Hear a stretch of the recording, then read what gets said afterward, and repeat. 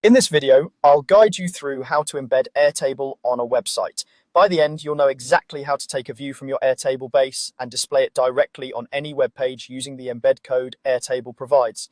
Let's start at your computer. Open your web browser on your PC and go to airtable.com. Make sure you're signed into the correct account, especially if you work with multiple workspaces or have both personal and work accounts. Once you're signed in, you'll see your list of bases on the Airtable home screen. Now click to open the base that contains the information you want to show on your website. Inside that base, choose the specific view you want to embed. This might be a grid view, a calendar, a gallery, or any other view you've set up. It's important to select the exact view you want, because whatever you see in that view is what your visitors will see on your site. If you need to hide certain fields or filter records, adjust the view first so it looks the way you want before you proceed.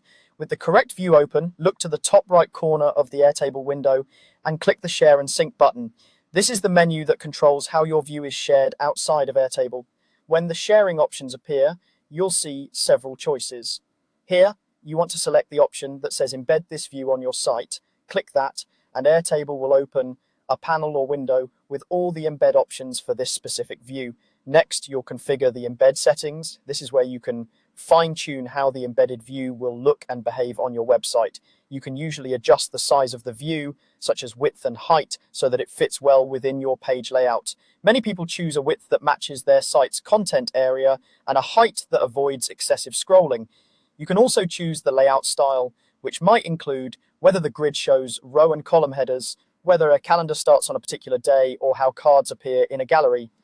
Take a moment to review these options so the embedded view is easy for your visitors to read and navigate. Another key choice is whether visitors can interact with the data. Depending on your settings, people might be able to sort, filter, or expand records within the embedded view.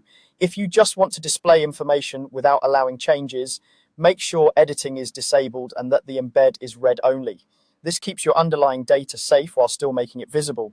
If you're sharing something public, double check that you're comfortable with everything shown in that view.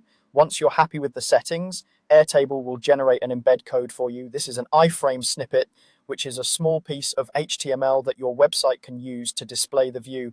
Highlight the entire iframe code and copy it to your clipboard. Now you're ready to paste this code into your website. Open your website editor or content management system, switch to the HTML or code view for the page where you want the table to appear, and paste the iframe code in the appropriate spot. Save or publish your changes, then visit your page in a browser to confirm that your Airtable view appears and behaves as expected. That's all it takes to embed Airtable on a website. Open your base and view, use the share and sync options, configure your embed, copy the iframe, and paste it into your site.